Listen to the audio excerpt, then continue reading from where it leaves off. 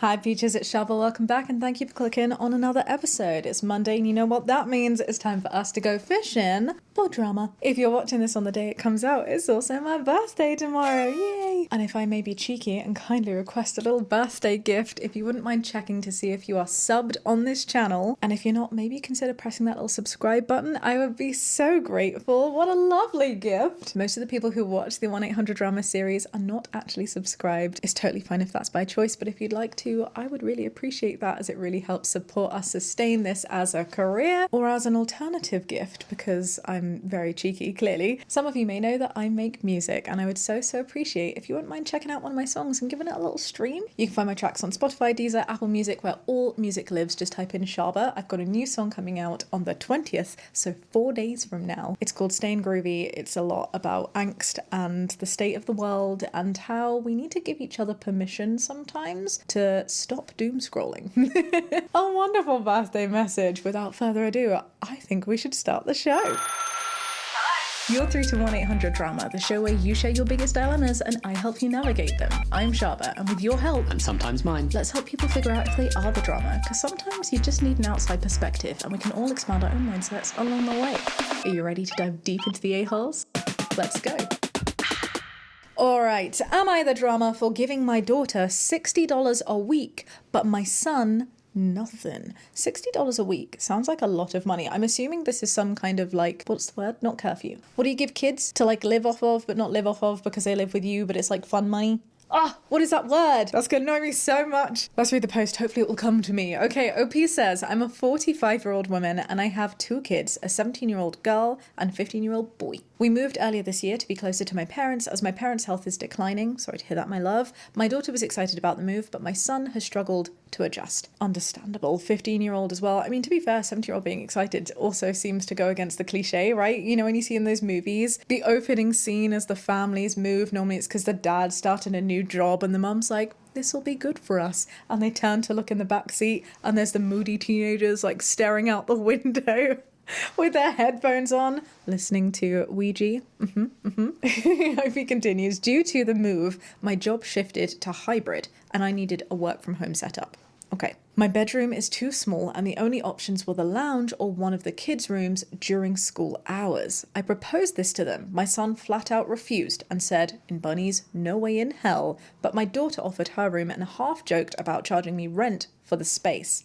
I see where this is going.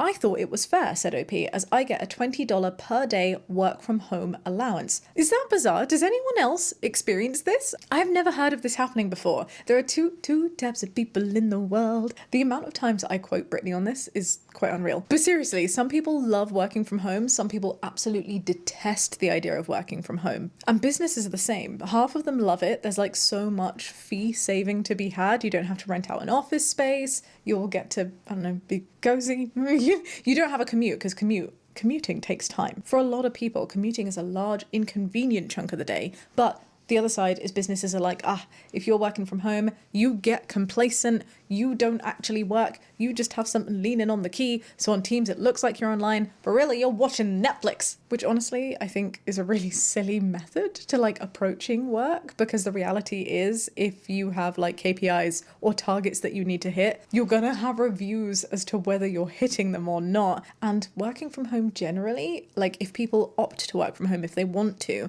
and a business allows that to happen, has actually been shown to constantly increase performance because it increases work happiness. I do think there's a benefit to having an office space sometimes, you know, like the ability to speak with co-workers and just have those little mingling moments around the water cooler, as I say. But I genuinely am one of those people who really loves working from home. I like the fact that sometimes I just don't need to put a bra on if I don't have to. And maybe it's my ADHD brain. I think it is my ADHD brain. The idea of like stipulated routine is something I really struggle with. But in all of these contexts, it's both cheaper for the business for you to work from home and beneficial for the person working from home. So why do you get paid to do that? That is so bizarre that you get $20 more for not having the expense of commuting. I'm not complaining. I'm just saying, like, the logic isn't logicking. Let's read on. Opie says, I agreed to give it to her, the $20 a day, if she was okay with me setting up a small office in her room. I work from 8:30 to 5, and she usually starts homework right after I finish, so it's worked out well. Okay, that's bougie. That's a nice little amount. I'm assuming this means that you work 3 days a week from home, hence the $60. And I'm also assuming that maybe your kid doesn't come back at 5, so there's also a portion of the time, right, of the day where she doesn't have access to her room, number one. Number two, there is a constant setup in her bedroom that is your office. You know, like a desk, probably some paperwork, your laptop, a charger, that sort of thing. So again, I think that sounds reasonable, that if you've got some form of an allowance. I do think maybe it's a bit much to give her all of it. Maybe I'm just being really cheap. I probably would have split it half, but that's very sweet. And I guess what I'm trying to decide in my mind is, does it seem worth that? Like, does she need that money? Is she being compensated for actually doing something, or is it just free money? And it does seem to be a compensation for the fact that she doesn't have space in her room, for the fact that she can't use her room. I mean, school finished for me at 3:30, so for like an hour and a half, she doesn't have that space. And also, what about like holidays? You're 17, yeah, so you'll still have things like school holidays where you won't be able to use your room, but your mum's not going to be on school holidays, so she's still going to need the office, so you're going to be kicked out your room for a longer period of time. Seems fair. No? Let's read on. Now the issue, says OP, my son is pissed that his sister is getting the $60. I don't do regular allowances. Allowances! That's the word I was trying to think of. Allowances. Oh, just canteen money, which is about $10 a week, and other needs as they come up. That's fair. I didn't have an allowance growing up. But if I did need something for like school or going on a school trip, I'd be like, hello, could you please give me money so I can go to the gift shop and buy a pencil? I told him, says OP, that he had the same opportunity and was now out of luck. He got very angry and brought up the move, saying that he never gets to see his friends. For the record, I drive them back to visit every 2 weeks for visits. I told him I understood his feelings, but said that I wouldn't tolerate being spoken to like Oh, I get it though. Like, I would expect if I had a 15-year-old who was raging in hormones that we two would probably have some spicy arguments. My one question at this point is, did he know that there was $60 in it before he said no? Because it sounds like he said no, and then your daughter brought it up and you were like, cool, thank you, and yes, I will give you my work from home allowance. If he didn't know, sure, he didn't think of the idea, but I can see how that therefore feels like less of an opportunity. My second question is, how is this related to the fact that you left? Like, I don't understand how that $60 is related to the fact that he never gets to see his friends because he moves, because his sister is doing the same thing. It feels like maybe he's just lashing out, like acting out, being like, and I hate it here, and now I don't have the money. Let's continue and we'll see. He then started an argument with his sister too, going in on her for being an opportunistic rude, and she called him a whiny little asshole. Siblings. To cool off, I offered one of them the option to stay at their grandparents for the night, not as a punishment, but to break the tension. That seems very sweet and healthy. My son opted to go, and whilst dropping him off, my mum told me that I was favouring my daughter and should be paying them equally. My dad disagreed, saying that my son had the chance and was shit out of luck. So am I the drama? Interesting. I don't think we've ever seen a drama like this on the podcast before. I don't know how I feel. I think we need to do some more unpacking. I'm kind of understanding both persons' point of view, and that's why, as in OP's mum and OP's dad, I can see how there is a sense of favouring with the amount of money. $60 is a lot of money to be getting a week as a 17-year-old, and I get it. I also just explained, right, the reasons why it feels like she's earning that money, because she is sacrificing her personal space, where the son had the opportunity but isn't doing that. But he also didn't know, right, that money was an option, so would he have done it if he could have been paid? Possibly. What I think seems logical in that situation is to be like, okay, well, would you do it now? So in that sense, I kind of get your mum's advice in saying, you know, equal, maybe not payment, because if they're not both doing the same thing, they don't deserve to get paid equally, but equal opportunity. So I wonder if you could be like, okay, son, I have now spoken with daughter about this. The parameters have changed. Now that there is some extra money involved, would you like me to also use your room in a similar way? Yes, maybe it'd be a bit annoying to move your desk setup, but say like you did 1 month in your daughter's room and 1 month in your son's room. That sounds fair, right? So they're both getting the same amount of money. And really, how hard is it to move a working from home setup, you know, on a monthly basis or even on a 2-week basis, depending on whether there's like an actual desk or if it's just like a laptop setup. Having said that, I also understand the dad's position, which is he did have a chance.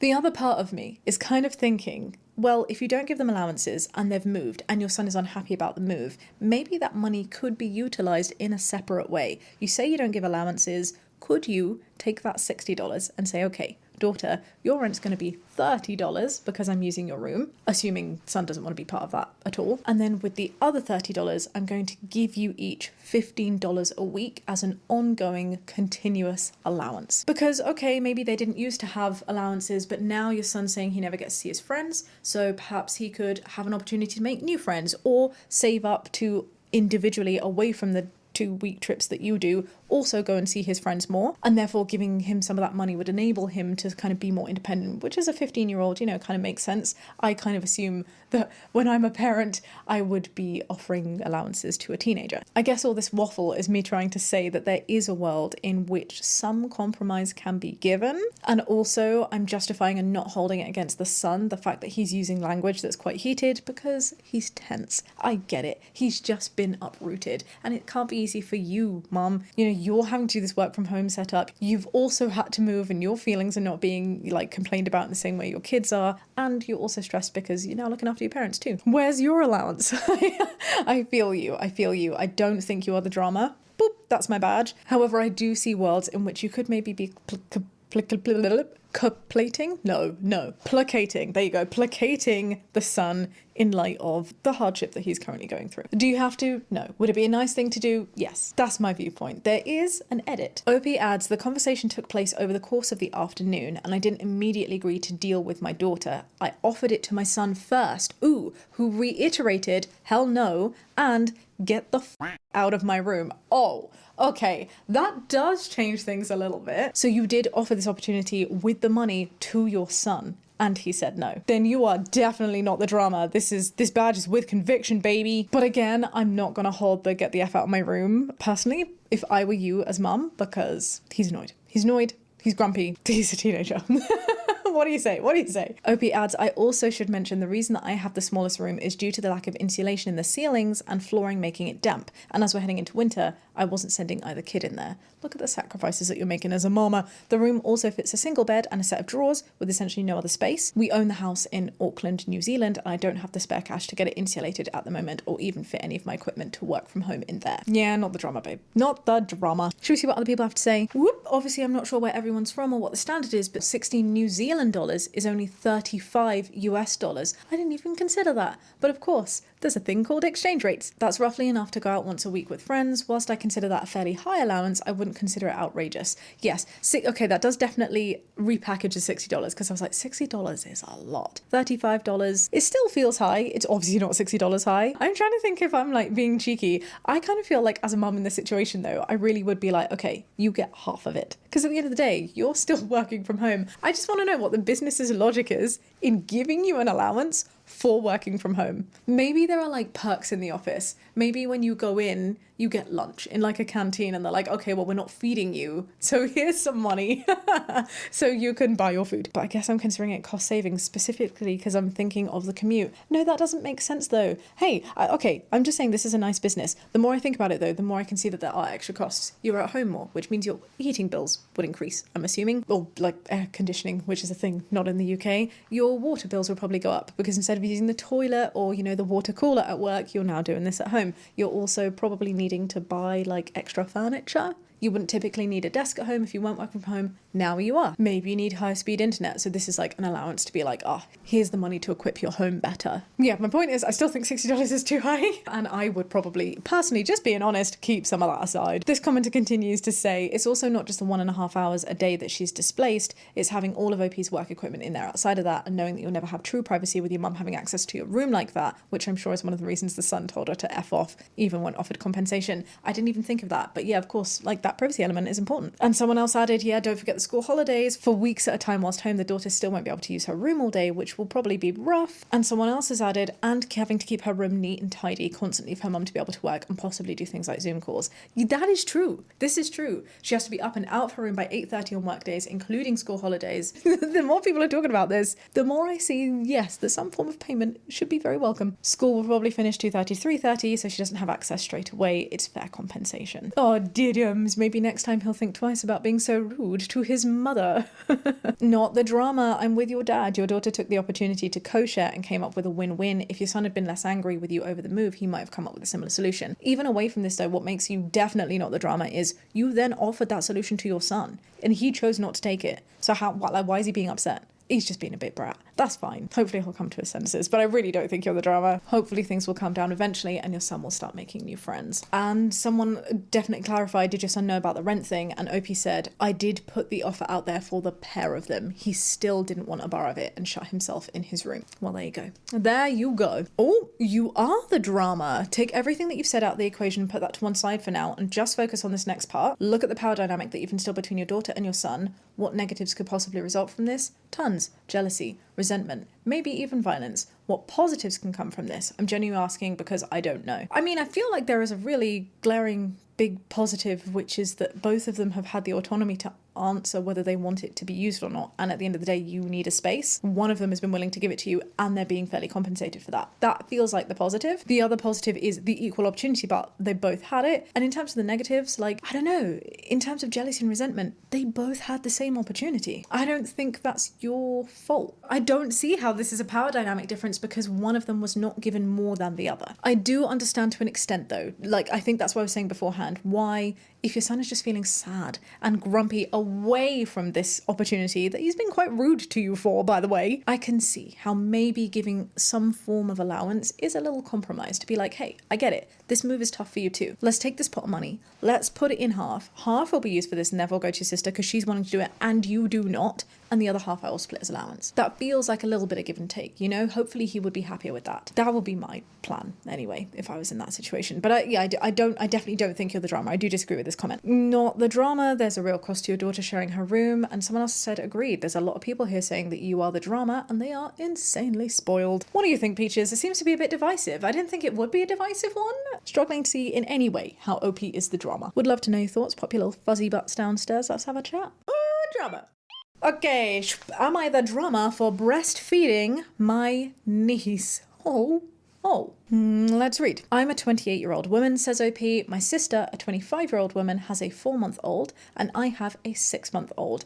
That is so cute. Can I just say that away from the title, isn't this sweet? Like two siblings who are both like, I'm assuming new mums. This is just an assumption that I'm making, but like two mums to new squishes, baby squishes at the same time. Imagine how cute that little pregnancy situation was. You could have done like joint baby showers and you can like both palm your kids off to partners and go off and do your whole finding your pink thing again. You know, like the fun mum camp out. So cute. I love it. Anyway, we move. We are very close, says Opie. Ow! And she asked me to watch her baby overnight last night. Okay, yeah, makes sense. She brought bottles and pumped milk. Hang on, wait. I just thought as well, you could share outfits. How cute is this? This is actually really cost effective. You can share toys. You can do the best Halloween costumes. You've already got tiny little playmates. Like these two are going to grow up thick as thieves. This is a very cute dynamic and I need to stop talking about it. Let's continue. She brought bottles and pumped milk, says OP, and informed me that she'd never tried giving her a bottle, but it should be fine, and left. Okay, I mean, I have not done this myself personally. I have, however, been very involved in raising and bottle feeding and changing nappies and all of that like baby stuff with 5 of my siblings. I've got quite a big age gap between me and all of them, to be fair. And even not being the parents, even just being the sibling, I know how difficult it is to wean onto a bottle. It's not like, it's fine. There's a lot of rejecting and there's a lot of mums being like, So that's a bit of a silly move. I'm not saying your sister's the drama for it, but I do think that's a little bit of ignorance there, being like, give it a go. I'm leaving. A couple of hours later, her baby was hungry, says OP. I prepared a bottle and tried to feed her the bottle, but no matter what I did, she wouldn't take it. How old is she? 4 months old. So they're still like feeding quite consistently at that age. I don't want to get the stats wrong, so let's Google. A few moments later. At this age, it's recommended to continue feeding on demand. The number of feedings likely remain between 8 and 12 feedings per 24-hour period. The bump says about typically every 3 to 4 hours. And then if we look at a forum of mamas, we've got every 3 hours, every 4 hours, every 2 hours. Yeah, so still quite regular at that point. And of course, you're going to have a hungry baby on your hands. OP says she just kept crying.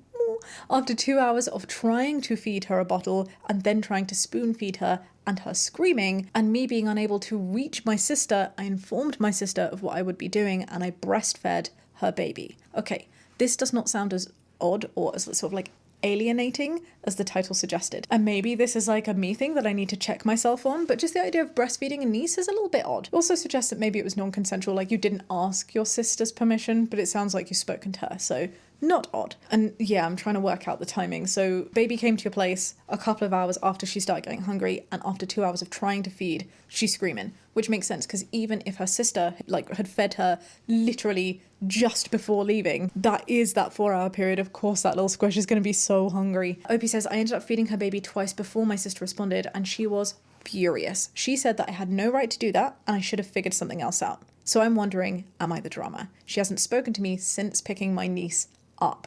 Ooh, interesting. My gut is telling me that you're not the drama. Let's just walk that through. Why was she unavailable? Where was she? It doesn't say. It just says that you were babysitting overnight. Okay, here's the thing. As a parent, even if you're giving your little squish away to someone that you trust, things can go wrong. She is a 4-month-old baby and you know her best, significantly more than your sister, who yes has a 6-month-old, but not that specific squish. It's a different squish that needs a different, and of course there are going to be questions that come up if you do not normally deal with this baby day in and day out. You need to be available. The fact that she didn't check her phone for several hours, I think, is maybe a bit of a bad mum move. Is that fair for me to say? I'm feeling bad because I'm like, I get it, maybe you're on a night out, maybe you needed to be away for like a work thing, but your baby's your baby. And whether it was your sister or a babysitter, like, you just need to be contactable if something's going wrong. So that's making me feel like you're not the drama. The second thing that makes me feel like you're not the drama is that it should be fine. She didn't try this with her squish. It wasn't fine. And because you're not testing it, like, what else does she expect you to do? She says here, you should have figured something else out. You gave it a go for 2 hours. You tried spoon feeding. You tried giving her the bottle. I don't know what else you can do. You can't starve a baby, you know? Like, what else were you supposed to do? So no, you are not the drama. This is my badge. I say it with conviction. My face of concern was not at doing that. I still have my conviction. It was the peach that fell over the last time we did this. So I'm really glad that worked okay. It's been one of those days, Maddie. It's been one of those days. It's fine. No, Peach, you are absolutely not the drama. I am so...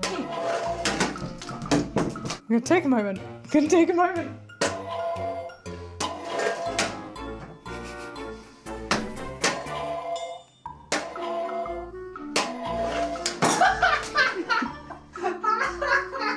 you. You're not the drama. I'm also trying to put myself in the position of why does that feel so icky? It's like this element of boob, right?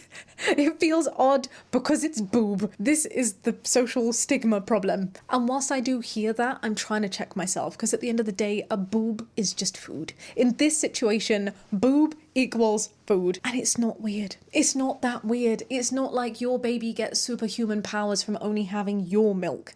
Milk is milk. I'm sure like back in the day, milk was like something that was passed around. I'm also certain that now, I watched this documentary about it. I can't remember what it was called, but there's like this ring of bodybuilders who swear by new mama's breast milk. That I think is something to do with like the protein. There's something in new parent breast milk that makes bodybuilders feel like it's a really good thing for their bodybuilding stuff. As you can tell, I'm not a bodybuilder. But yeah, they'll go and pay new parents to pump into bags for them and then pop it in their fridge and then drink it and be like, hurrah! It's just a juxtaposition of like these big burly men drinking baby milk that is... It's funny. Anyway, my point is you're not going to combust by having somebody else's boob juice. It's fine. And I wonder if maybe part of her, like, sadness or overwhelm in being like, oh, how dare you do that, was her also thinking like, oh my God, I wasn't there, and now something's happened to my child that I don't know enough about, and she's feeling like out of control, but the one thing that she can control is having a go at you. So maybe there's like a bit of a, what do they call it? Deflecting the anger there when actually she's annoyed at herself, and hopefully in time she can realize that, look, this isn't your fault, you did what you had to do. I really would encourage, if you haven't already, to ask her what she would have done if she was in that situation, if she was looking after your baby and she couldn't get hold of you in any way, and the baby was screaming, needing food, and it had been multiple hours, and you were having that squish overnight. I would have done what you did. The real question is, what would you have done if you didn't have breast milk to give? That would have been bad. But we don't need to think about that because that's not what happened. I manifest, wonderful OP, that you and your sister will be able to fix this. This is just a small little hiccup along your new parenting journeys, and you're going to be the best of friends, and your kids are going to be the best of friends, and you're going to have the best Halloween costumes. OP is not the drama. Co-feeding used to be commonplace. Bottles and formula changed that attitude. Interesting. Wet nurses were a thing for centuries. Wet nurses. Wet nurses. I have not heard this term before. I can make an educated guess as to what that means, but if I didn't know it within the context of this post, that would be a funny little saying, wouldn't it? Right, at first I was like, girl, hell yeah, you are the drama. But then when I saw she's at her wit's end and it's a 4-month-old, yes sis, in the words of my good brother Tommy Pickles, a baby's gotta do what a baby's gotta do, which is eat. Anyone who watches us live stream knows how much of like geeky gamers we are. I used to play the Rugrats game so much on my PS1. I loved that game. It was really good. You could go and like play mini golf, and that was just fun, but it was also really scary because there was a bit where you had to like play hide and seek and run away from this giant dinosaur. Oh, terrified me. Well, had she tried ordering takeout for the baby? Uber Eats! Booba Eats! Oh no, Reddit. Oh no. But also, oh yes. Lactation counsellor here. You absolutely need to make sure your baby is comfortable with the bottle before, if you plan on utilising one with a sitter. I mean, this kind of just feels like common sense to me, you know? I feel like it was one of those things that the sister just kind of flew over, didn't think about, but now you know you won't make that mistake again. It takes time to wean. That's the lesson I'm taking away from this. Best of luck with your sister and your respective squishes. Ooh, drama. Am I the drama for explaining to my future sister-in-law why her kids will never receive anything from us? Oh, that is dramatic. This has been a very, like, parenting, kid-focused episode, you know? It's interesting. I, says OP, a 27-year-old woman, have a brother, 33-year-old man, who's been dating his girlfriend Sarah for 2 years. And he proposed a couple of months ago. Sarah's got 2 kids from her previous relationship, who are an 8-year-old boy and a 6-year-old girl. I would say that my parents and I are not very close to Sarah and her kids, but we are cordial and have never had any problems before. Me, my partner, my brother, and Sarah attended the Easter dinner at my parents', and that is when the drama happened. Sarah's kids were at their father's, so Sarah used the celebration to confront us about my brother requesting a prenup. Interesting. I mean, not that prenups exist. I personally consider it such a red flag when someone has an issue with a prenup, because I'm like, why? Unless you are a gold digger, why are you so concerned about what happens to the money and the assets that somebody had before you came into their life? Why do you want that? You can absolutely draw up prenups so that anything that you build together and anything that you contribute towards, like your contribution, is something that you get back. A prenup can absolutely be made to protect both of you. So I'm just like, if you've got a problem with that, babe, what does that mean? Like, am I gonna end up at the bottom of a balcony with you inquiring about my life insurance policies? Like, anyway, let's read on. Basically, my brother explained to her that he expects them to sign a prenup and that only his biological kids will have the right to inherit anything from our family assets. Oh, interesting. Okay, so what he's saying is any kids that I father will have access to my assets, but you, Sarah, your 2 previous kids, the 8-year-old and the 6-year-old, will not be able to inherit these assets. This is something that we as a family, says OP, discussed before, and we all agree that only our children should receive assets or money from our inheritance. This must be like some wealthy family, right? Because I don't know, these are not conversations that I've ever had with my family. I'm assuming there are a lot of assets that are available. Okay, my brother is free to pay whatever he wants to his stepchildren out of his own money, but my children and his bio children will never have to share anything that our family has with them. I'm understanding that actually this isn't the brother's choice. These aren't even his assets. Really, it's the grandparents' assets. And what they're saying is, we're going to give it to you, but on the condition that you only give it to people that you have. This also raises a bit of a flag to me, to be fair, on the brother's side, but also on the family side. And I think it's because, if you haven't picked up on it already by now, I have a bit of an issue with this like separation of biological children, quote unquote bunnies, biological children. And you know, if you're also a fellow LGBTQT, I'm sure you understand that family goes beyond biology. For many of my experiences, I've learned that family through genes actually means total shit. Chosen family is so important. And to me, my chosen family includes my family that I choose to actively have a relationship with. Whether we share blood, whether we share genes is entirely irrelevant and just is often used, at least in my experience, to personally manipulate into keeping unhealthy ties present when they don't benefit anyone involved. As someone who is thinking about family planning and doing a lot of research into that and having a future where it's highly probable that I'm going to have kids that are not biologically related to both me and my partner, whether that's through some form of donor or through the adoption process, I'm like already fiercely protective. Is that weird? I'm fiercely protective over my potential squishes. I do not want them to be considered any differently or any less of my child or my partner's child just because like we didn't have them in what is seen as like the typical cishet norm way, right? And that's why it puts my back up. You know, when I see biological kids, I'm like, does that mean that if you find out that actually your little swimmers don't work very well and you have to use a donor for whatever reason, maybe you have cancer and the active chemo means that you can't father kids anymore. Maybe your partner has a hysterectomy and she can't have kids the traditional way. Does that mean that these kids are now not going to be added to the will, even though for all intents and purposes, they are your children? If that's the case, it's not okay. And I know this is like, oh, Shaaba, you're splitting hairs. Clearly, they must mean in the situation that, like in this situation, Sarah's bringing in kids from another family, right? So why should they be protected by these assets? Well, maybe they want to adopt in. What happens if that's the case? I mean, they're 8 and 6. They're really, really young, right? What if your brother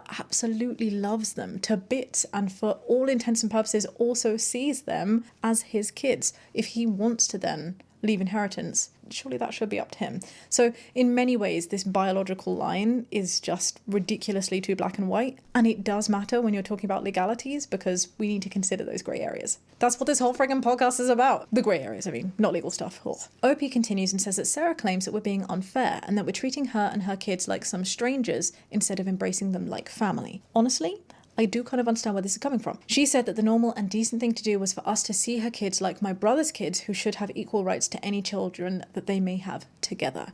I told her, sure, after she gets married to my brother, she will become our in-law and her kids will be my brother's stepchildren. But this doesn't mean that we have to share anything with them. I asked her, will my future kids receive anything from her parents or from their bio father's parents? Interesting. She said no, obviously. So I asked her then, why would her kids be entitled to receive anything from us? Sarah said because they will be our family. So I told her that we had plenty of cousins that are also family, but I don't go around wishing to share my inheritance with them. Okay, hang on. Whoa, stop. I get it. I can see what's happening. I can see points, honestly, from both sides. And I actually think what is the most powerful point here is, would OP's kids be entitled to receive anything from the baby daddy of Sarah's 2 existing kids? Because that is the case. When these family situations are not mum, dad, brother, sister, dog, cat, white picket fence, it does get a little bit more complex. We have to think about these things. And whilst I can see that point being made, I do think that OP talking about their kids is the wrong kind of example to give. Same about, you know, like, oh, we got loads of cousins, but are they going to get inheritance? No, that's also the wrong example, because these step kids who, when you marry in, will be legal children of OP's brother, they're not cousins. And they're not cousins in the way that OP's saying, well, would my kids get anything from your previous baby daddy? The right question to ask would be, would your biological kids with OP's brother get inheritance from your baby daddy's side? That's the right question to ask. And if the answer to that is yes, they would, then in the same vein, the 8-year-old and 6-year-old coming over from Sarah's relationship also should. But if the answer to that is no, then the 8-year-old and the 6-year-old shouldn't. That's the way that should happen. I think what's being conflated here, and it's kind of weird that it's being conflated in this way, I have to say, is the fact that you are combining assets from multiple families, because this rule was put in about the inheritance that OP's brother's going to get from existing parents. I think I'm getting to my badge, and I think I'm confusing myself because it's not the answer that I thought it would be. And my question on that front there is, when a will happens, right, and when you get inheritance, what happens is, there's 3 generations we're talking about, right? Grandparents, parents, and kids. The grandparents die, and they have assets that go to the parents. The parents die, and their assets go to the kids. It's weird to me that the grandparents are saying to the parents, I am telling you what you can do with what I give you. I am telling you from this level 1 what happens to level 3. I don't think that's very normal. Like, I don't think that's very traditional. It doesn't necessarily mean that it's wrong, but I am seeing this as a little bit odd. Surely, if you, grandparents, are giving things to this level, your kids' parents, it is up to them to decide what they do with what they inherit. I kind of don't think that anyone else, the parents in that situation, the siblings in this situation, like who is OP right now, right, has any right to dictate what the brother does with his portion of his inheritance. That's what I'm finding weird about it. So if he wants to give it to Sarah's existing kids, that's his right. If he doesn't want to, that's his right. Right? Are you with me? Does anyone else agree? Oh, I wish I had Jamie here for this one. OP continues, there was a lot more back and forth between us, and Sarah wasn't letting it go. My brother asked her to stop because we were there to celebrate Easter, not to have this kind of conversation, but she kept on saying that we needed to clarify it once and for all. That is a bit weird. You're right, there is a time and a place. The brother clearly doesn't want to talk about it, and like, as far as I'm concerned, that's a conversation for Sarah and her brother to have. Like, you guys should not be involved. So it's really weird that 1, she brought it up in this situation, but 2, that she's pushing on it so much. I told her from where we stand, everything is clear and it's only her who has a problem. She said that we are greedy and cruel to some kids, and I snapped. I can also see how, like, her inner tiger mom has come out, and she's like, how dare you give a different opportunity to my children? Like, because to her, they're all going to be her kids. And she's not talking about it from her own point of view. She's talking about it from her kid's point of view. But at the end of the day, I just kind of think, like, it's up to your partner. If your partner doesn't want to split his inheritance in that way, you just got to respect it, babe. I told her to deal with it. She is free to work her ass off and gather assets to leave to her kids, but we will never divide anything outside of our family. And she should not expect her children to be our problem or burden to finance. See, this is where, honestly, I can see it from Sarah's point of view. That wording is really quite harsh. And it's not the fact that it's harsh, it's the fact that you're not considering her kids as being part of your family. Again, I'm kind of, with respect and like with sympathies, I'm kind of like asking OP, who are you in this situation? Like, why are you even involved in this conversation? Like, you should have been like, babe, this is for you and husband to talk about, husband to be. But as brother, they are going to be his children. Like, you're saying never divide anything outside the family. She will be family. These kids will be family. And when you say, you know, not your problem or burden to finance, well, yeah, by law, those kids will be his burden and problem to finance. And it would worry me if my partner, not from this monetary, like not signing a prenup kind of way, because my views on a prenup still stand, but with the sense of like, oh, hang on a second, like if I die, you're not going to look after my kids. If we get married and you legally take on my kids, because it's the right thing to do, right? We're a family unit. If I'm not here, you're not going to look after my kids. That's weird. That would make me feel a little bit off. So that I don't agree with that. I don't agree with what OP is saying here. I honestly feel, says OP, that Sarah is very manipulative and is using my brother for what she and her kids can get from him, but that's my brother's problem to decide if this is the kind of partner that he wants. I just want to know if I was too blunt in telling her the truth. I think it's fine to say that she'll never receive anything from you, but the word us is a problem, right? I'm looking at the title. Am I the drama for explaining why her kids will never receive anything from us? Yeah. I do think you need to take some accountability. I'm sorry, I just don't think it's your conversation to insert yourself in. I think it's your brother, and your brother are not an us. You are two separate people. If it's the assets that are coming down, when it comes down to you, when you receive that inheritance, that is split between the two of you. Your brother can decide what he does with his part. And if he wants to give that to his stepchildren, he can. If he doesn't want to give that to his stepchildren, he can. And if Sarah wants to react in any kind of way to that information, she can. Those are my views. And Sarah should not have, 1, brought this up at this time, but 2, brought this up in front of you guys, because this is not your conversation to be a part of. So, bam, everybody sucks here. That's my badge. Woo! Look at me being so strong with my convictions today. Honestly, it seems like the right like badge to give. I also would really recommend to OP, because obviously we know the badges are not the most important thing, it's the advice. If you feel that she's manipulative, some people might be like, oh, Shaaba, let it go. I feel like you should bring it up. Obviously don't be like, I think you're a manipulative shrew, but maybe being like, hey, I am feeling in this situation, the reason that I'm getting my back up is because it sounds like you're not with my brother for the right reasons. I'm concerned because of this conversation, how much you're pushing it, that you don't actually want to be with him, and that you're using him for the fact that he's coming from a family that's hoity-toity with silver forks and 5 million of them, you know, like maybe that's where it's coming from, in which case have that conversation and allow Sarah to explain that that's not where it's coming from. And maybe if, like me, put myself in Sarah's shoes, I can see like that concern that, oh, well, those kids are going to be his kids and I want to make sure that they're being looked after. If that's where it's coming from, they can explain that and then make informed decisions from there. But I do feel like right now OP is like painting this brush from what seems to be like a limited portrayal of what you know of Sarah to be. You've even said, we're not very close. My parents as well are not very close. They've been together for 2 years, they're gonna get married, and if you're cordial and you don't know her very well, perhaps this stuff is coming from from a lot of assumptions from the little that you do know. And that's where I think maybe you guys should really be having some chats. Go grab some mimosas, go grab some pina coladas, and, you know, like, have a little gossip about your brother. It could end up really well, but right now it's not going very well, and I wish you luck with the conversations. However, I think you should consider your place in them, and I do think you are overstepping. With love, OP, stay in your lane. Not the drama. Your family is not required to share inheritance with her and her children. It's still very weird to me that you're considering it like family inheritance. Maybe I'm just not understanding where that comes from. This is the comment I was looking for. More to the point, will Sarah's former partner leave anything to any kids that OP's brother has with Sarah? That's the right one to make. That's the right comparison. And if the answer to that is going to be no, then I also understand why OP's brother would say no. But that is OP's brother's conversation to have, not you, OP. Right? How could she not see her own hypocrisy? Why can't I talk today? When OP turned it around and asked if her kids would inherit from Sarah's kids' grandparents, it isn't hard to see that the greedy one in this scenario is her. And I do honestly see it, like when we talk about things like prenups, I see that element of greed. I see the concern and I'd be like, And I just think that a lot of things are being tangled here. OP is being tangled, like, and OP's kids in situations being tangled in what is actually just Sarah and OP's brother's situation. But also this conversation about a prenup is being tangled with inheritance of kids. I just find that all very confusing. Too many cooks ruin the soup. That's the saying in it. That's what's happening here. Get out the soup, OP, get out the soup. Sarah equals gold digger, OP not the drama. Interesting. I don't think anyone has said, your brother is a fool, I tell you. No one is saying what I'm saying. Am I wrong? Have I been accidentally controversial? Now, I ain't saying she a gold digger. What are you saying, Peach? Let me know your thoughts downstairs. Just remember to be kind. Drama.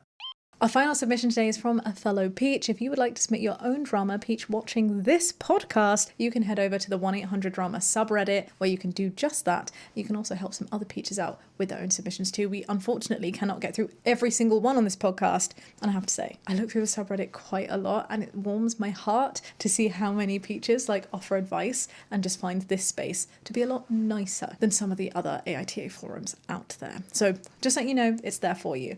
All right, Johnny is asking, am I the drama for blocking my girlfriend after sending a breakup text? Interesting. Let's see if we can help Johnny out. Hello, sweet. I'm a 22-year-old man. I broke up with my now ex-girlfriend, a 20-year-old woman who we can call Jess. I hate that I'm even writing this and it's still very fresh, so bear with me. My heart goes out to you, gorgeous Johnny. I'm so sorry. This is not a pleasant experience and we'll see if we can do our best to help you out. Right, Peaches? Johnny says, I was with Jess for almost 1 year and 6 months. It's been long distance the whole time and we came from very different cultural backgrounds, which I think has been the main thing that has come between us. Long story short, she was being very distant for a while, then she'll come back and be close to me again, and then be distant. After some coaxing, she finally told me the issue. She thinks that I'm too close to my sister and my mum, and she wouldn't want me to be that close to them if we get married. It's more complex than that, but I can't explain it all. Honestly, from this top level, I can see why you're sad. I can see how that actually the issues of, that has essentially led to your breakup are not issues that mean that you and Jess were, you know, like having problems in terms of compatibility or having a good time together. And I feel for you, because it's in those situations that's the hardest, when that compatibility element and the reason that relationship is not going forward isn't because you guys aren't getting along, but because of something else. God, it hurts so much. So I'm so sorry for you both. At the same time, I do think that you are very strong, and I guess I'm validating the fact that if you're breaking up for this reason, it sounds like maybe the right reason to break up, because assuming that your relationship with your sister and your mum is healthy, then it's really not your partner's place to dictate what you do with your family. They can advise. You can, of course, make compromises. You need to make compromises in a relationship about time being shared, but this would feel like overstepping. So I'm glad that Jess was able to be open with you, and I'm glad that you were able to make a decision that worked best for you, it seems, in realizing that this wasn't going to work in terms of like long-term integration. Let's carry on. Johnny continues to say, basically, I sent a very long and thought out breakup text, and then I blocked her on everything. Oh, Johnny. Let's read to the end. I have thoughts. I blocked her because I have tried to break it off before, but she's always convinced me to stay. She said that she'll hurt herself, which makes me feel guilty and stuff. I knew it would repeat like that. Everyone in my life that I was honest about the relationship would say that she was emotionally abusive, but I don't know. Okay, Johnny, this is a very different picture. I have to just be really honest. I was thinking that you were the drama for doing it via text and then blocking her, but this provides an entirely new realm, and I understand why you did what you did. I will just add here though, if everybody around you, your close support network, is telling you, hey babe, I think that there is some level of an emotional manipulation going on, and you're saying you don't know, sometimes in those situations, it's important to try and trust as much as you can the support network that you have. I think it's fine for you to not know, but I think it's important to acknowledge that if you are being emotionally abused, it's no surprise that you don't know. And that not knowing will likely mean that it is happening. For anyone else who needs to hear that, this is a little bit of tough love that I'm serving out right now. It took me over an hour to gather the courage to send the message, and then I sobbed about it for ages because it hurt so much. I've broken down 2 more times since, and I feel so heavy, and I'm hurting a lot. I am so sorry, Johnny. The relationship wasn't healthy, and I know that, but the guilt I feel is so strong, and I know I still love her, but we were hurting each other. If I'm feeling like this, I can't imagine what she's feeling. This literally happened this morning, so it's still very fresh. Am I the drama? No. No, Johnny. I can say with 1,000,000% conviction you are not the drama. Look. The peach agrees. The peach agrees, and it didn't fall down. That's how much this community, I know, is going to be fiercely rallying behind you, sweet. I can see how this will be very raw, and I can see how this can be so hurtful. I honestly can say with utmost conviction, based on everything that you've said here, you have done the right thing. Not just for yourself, but also for Jess. Typically, it's not right to break things up over text and then to block. However, hearing you understand that this relationship wasn't healthy, that you were hurting each other, and that emotional abuse has meant that you were not able to do what you felt you needed to do, which is break this relationship off before, this was absolutely the right way to approach it. The only thing that I would suggest doing, and I feel a little hesitant saying this, so I'm going to say it with the disclaimer that it is not your responsibility. It is not your problem. It is not your burden. You are both adults in this situation. It is very normal for 2 people to split when there is not a good compatibility. But if you are concerned for Jess, genuinely for Jess's safety and physical safety, then you can absolutely signpost other people that you know that are in Jess's network to be on the lookout for Jess. Does that make sense? I think it would be a kind idea if, for example, you know Jess's friends or Jess's family, to be like, hey, I'm just letting you know that I've had to do this. I can't talk to you about it. I'm not giving you any details. I am hurting. I just want to make sure that somebody is there for Jess. Could you please make sure that you reach out to her? That is just one thing that has come up in my mind that I know would give me some reassurance if you believe that Jess could be likely to not look after herself. But having said that, and I want to do this with a big disclaimer, you do not have to, number one. And secondly, if you do that, I want to make sure that you do not open up any avenues, Johnny, for these other people having a go at you and hurting you more, because you don't deserve that. Either way, absolutely not the drama. Cannot say that enough, and I'm really, really sorry that you're hurting. There's no way to spin it. It f***ing sucks. I wish you the best of luck. Peaches, if you have any other advice to give Johnny, please do so downstairs on the subreddit if you'd like to. And the final piece of advice that I will offer, that my aunt told me and that I have really found useful and powerful in situations. We can grieve for so many things. People, relationships, anything that we've lost, we always experience a sense of grief for. And grief is a feeling that comes in waves. There is a huge wave right at the beginning, and it's tidal, and it feels overwhelming, and you feel like you're drowning, and you feel like nothing will ever get better. And it hurts. And then, like waves, it can hit you again and again and again. Before you're fully standing up, you're down again. But waves do subside with time. They get smaller, they get less infrequent, and it's not linear. Sometimes, at some point in the future, you may experience a slightly bigger wave that kind of makes you stumble a little bit, and you're like, whoa. But there are spaces between the waves, and with time, those spaces are massive, and the waves are small blips that become significantly more manageable. And I don't know, for me, visualizing grief in that way as something that I will eventually be able to ride over and stand with conviction and brace the support of, helps me get over those moments where I feel like I'm drowning and not able to get to my feet again. It will get better. It always does. Sending hugs to you, Johnny.